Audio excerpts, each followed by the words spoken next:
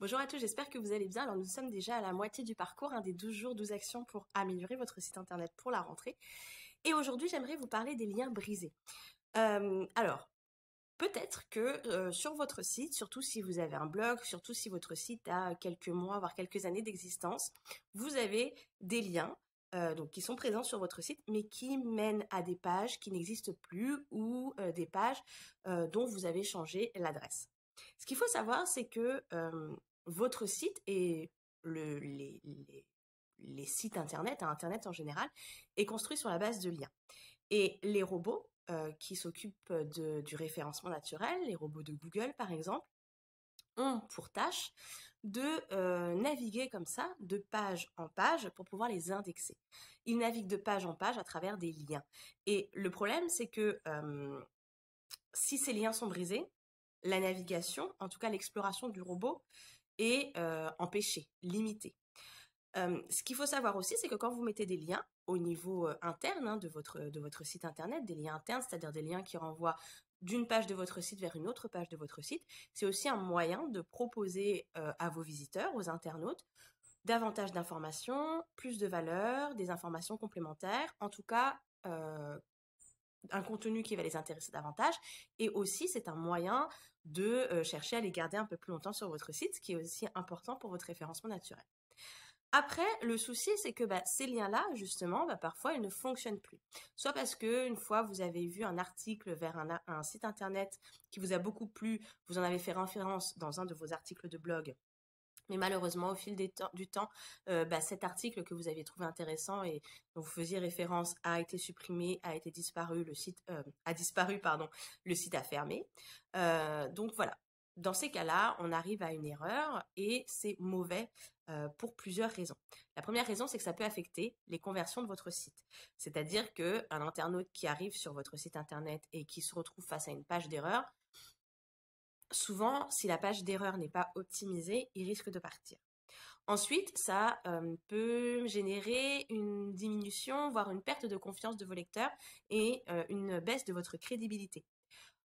On peut parfois se dire que ça ne fait pas très sérieux. Bon, s'il y en a un, passe encore. Mais si au cours de la visite d'un site internet, vous tombez sur 3-4 liens qui sont comme ça, qui ramènent comme ça vers une page d'erreur, ça pose problème. Ensuite, ça peut être très frustrant du coup pour le visiteur parce qu'il était intéressé par ce que vous lui promettiez à travers ce lien à cliquer.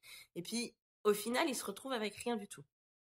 Ensuite, la chose que cela peut faire, ces liens brisés, ça peut affecter votre référencement naturel. Je vous en ai parlé un petit peu en introduction de cette vidéo, mais souvenez-vous que les robots naviguent comme ça de lien en lien et que, encore une fois, lorsqu'ils arrivent à une espèce de cul-de-sac, une page d'erreur, ça gêne l'exploration et l'indexation de vos pages.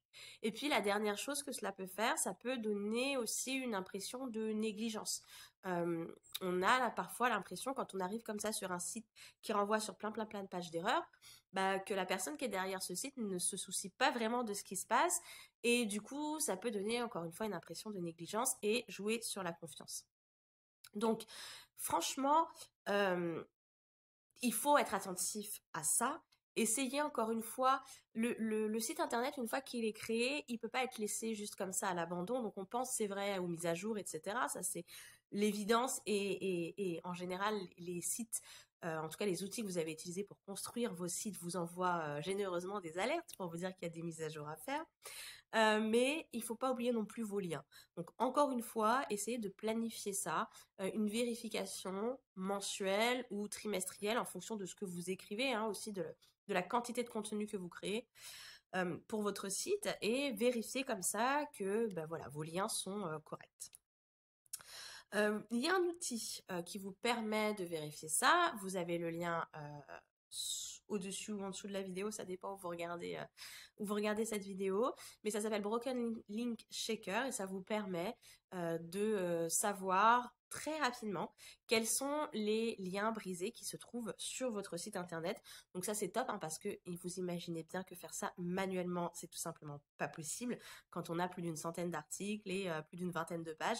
Donc voilà, je vous invite à utiliser cet outil, à faire ça régulièrement, à le programmer dans votre agenda et comme ça, vous serez tranquille et vous aurez un site nickel. Alors, je vous invite à faire ça dès maintenant.